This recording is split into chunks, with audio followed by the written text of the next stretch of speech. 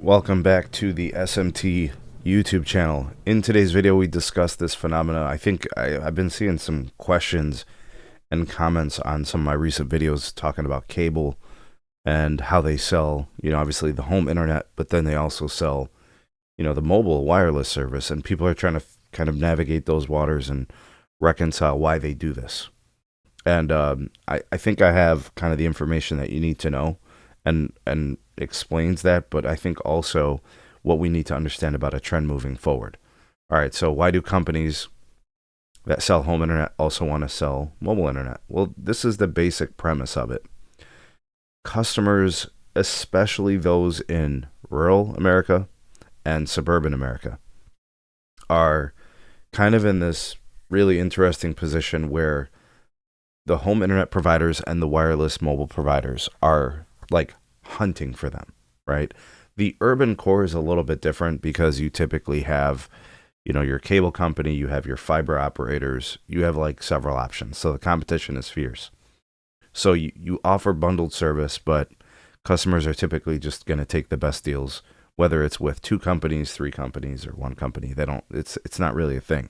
However, the bundling piece, the convergence where you take multiple services from the same company, the customers that are out in suburbia and also in the rural are very likely and keen to pair up services with the same company.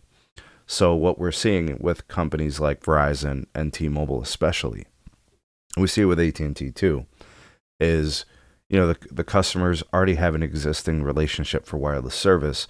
They're taking to the fixed wireless access 5G home internet because they have that existing relationship, and then they're getting a small discount to have the two services bundled or converged together.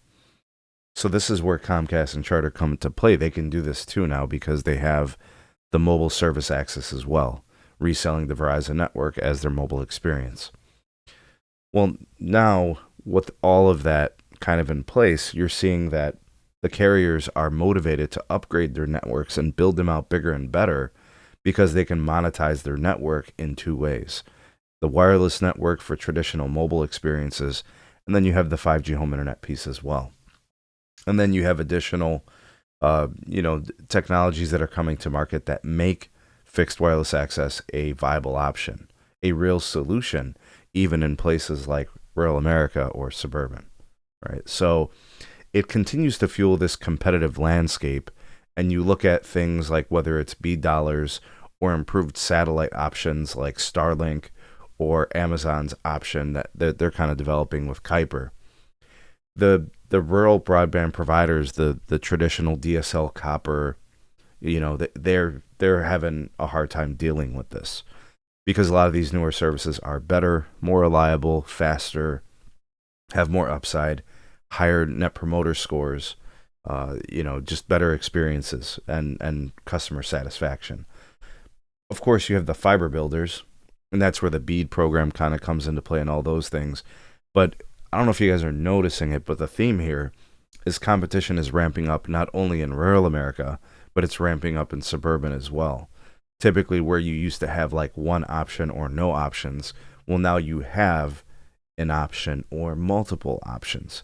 This increased competition, this continued substantial investment into these networks, whether it's for home broadband or for mobile wireless use cases, even rural America is enjoying a renaissance in connectivity. It's happening more and more across the country. And the convergence or that bundling enhances the return for the network operators, which entices them and makes them more willing to go there in the first place, which has always been the problem.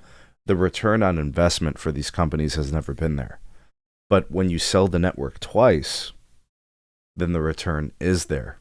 So even though there's an increased competition, even though there's the argument that the return isn't there, you've enhanced it tremendously by having multiple services. And of course, when you get customers bundling or converging with multiple services, they're sticky, which reduces customer churn rate, keeps the customer there long term.